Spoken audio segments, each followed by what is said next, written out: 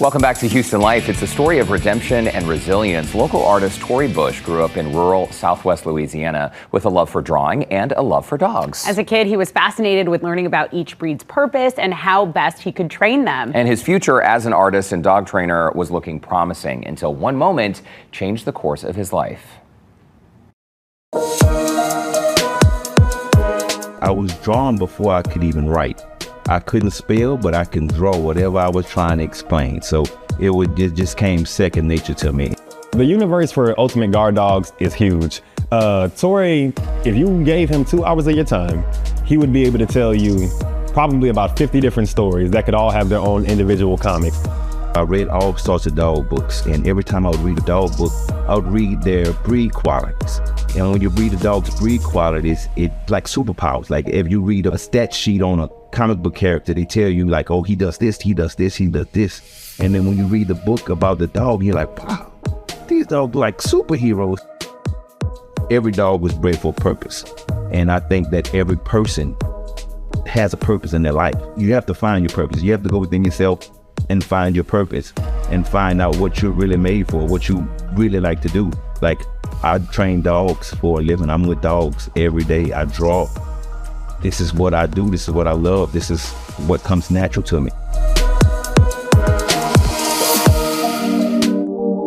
I was in LeBeau, Louisiana. My grandmother raised me. We had all kind of dogs that were there to protect us. The very first dog I remember in my life was Tory's dog. It was his Rottweiler, Angel. A lot of my first experiences in life were with Tory. Growing up, he was the big cousin that watched us all whenever our parents left.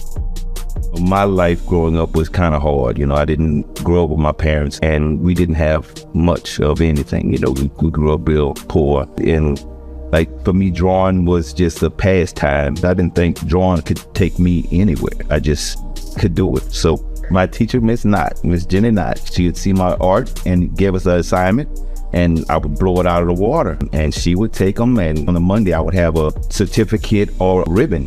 And I would be like, what's this for? Oh, your drawing placed. I was like, wow, I didn't even know. For me, it was just drawing it, but for everybody else, they were impressed about it. And by my teacher doing what she did, the Art Institute of Houston, it grabbed their attention and they came to my school and was like, they're gonna give me a scholarship to go to their school. When they came to see me and saw my portfolio, that my teacher had already written for me, they said they loved it. And I got to go to the Art Institute of Houston and see like it's really potential. People are really making careers out of drawing.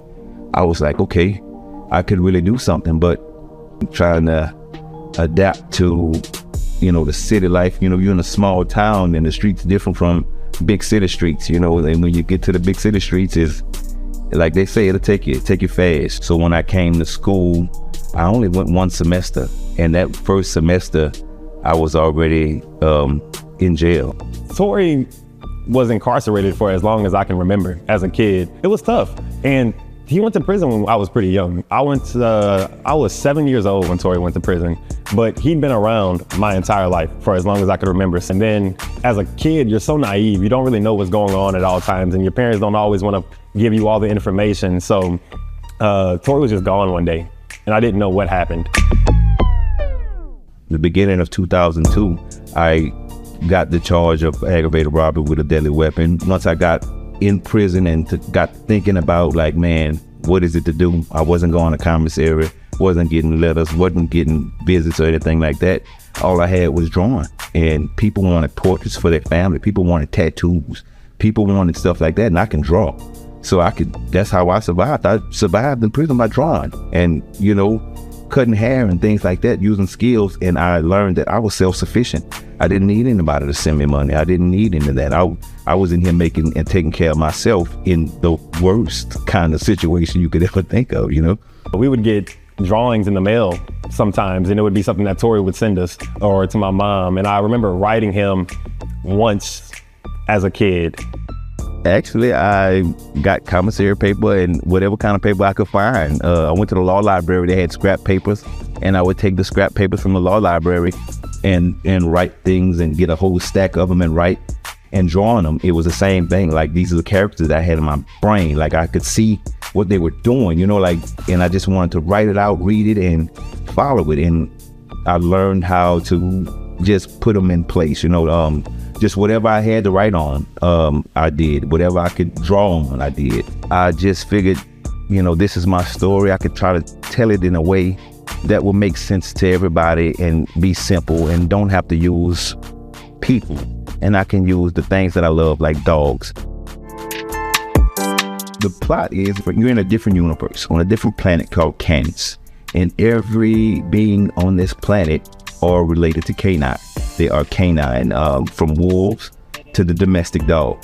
But the difference is the wild dogs, the wolves, coyotes, jackals, and any other wild animal are kind of like the bad guy. Like they're like your cartels, your mafia. That's what they do. And then you have your domestic dogs, and they try to keep peace. They want to be more of law-abiding citizens and things like that.